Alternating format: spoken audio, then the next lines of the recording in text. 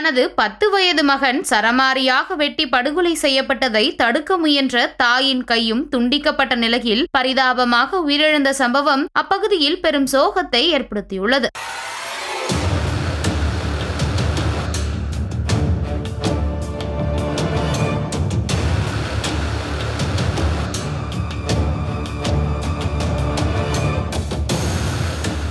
சேலம் மாவட்டம் ஓமலூர் அடுத்த கருத்தானூர் பகுதியை சேர்ந்தவர் சத்யா. இவர் தனது கணவரை பிரிந்து 2 குழந்தைகளுடன் தனியாக வசித்து வந்தார். நேற்று இரவு சத்யாவின் வீட்டிற்குள் புகுந்த மர்ம நபர் ஒருவர் கண்ணிமைக்கும் நேரத்தில் சத்யாவையும் அவரது 10 வயது மகன் கிஷாந்தையும் அரிவாளால் சரமாரியாக வெட்டியுள்ளார். இந்த கொடூர தாக்குதலில் சிறுவன் கிஷாந்த் ரத்த வெள்ளத்தில் சம்பவ இடத்திலேயே துடிதுடிக்க உயிரிழந்தார். சத்யாவிற்கு கை துண்டிக்கப்பட்டது. அவரது அலறல் சத்தம் கேட்டு ஓடி வந்த உறவினர்கள் மற்றும் அக்கம் பக்கத்தினர் பலத்த காயமடைந்த சத்யாவை மீட்டு சிகிச்சைக்காக மருத்துவமனையில் அனுமதித்தனர். தகவல் அறிந்து சம்பவ இடத்திற்கு விரைந்து வந்த ஓமலூர் காவல்துறையினர் சிறுவனின் உடலை கைப்பற்றி பிரேத பரிசோதனைக்கு அனுப்பி வைத்தனர். இச்சம்பவம் குறித்து வழக்கு பதிவு செய்துள்ள போலீசார் தப்பி ஓடிய மர்ம நபரை தீவிரமாக தேடி வந்த நிலையில் இந்த சம்பவத்தில் ஈடுபட்ட நபர் பெல்ட்டில் தூக்கு மாட்டிக்கொண்டு தற்கொலை செய்து கொண்டுள்ளார். ஓமலூரில் உள்ள ஒரு தனியார் ஷோரூமில் வேலை செய்யும் சத்யா அங்கு பணியாற்றும் மேலாளர் சக்திவேலுடன் பழகி வந்துள்ளார். இந்த பழக்கத்தின் அடிப்படையில் இன்று அதிகாலை 2 மணி அளவில் சத்யா வீட்டிற்கு சென்ற சக்திவேல் தனது ஆசைக்கு இணங்குமாறு தொல்லை செய்துள்ளார். அப்போது அதை தடுத்து நிறுத்திய சிறுவனை கொலை செய்துவிட்டு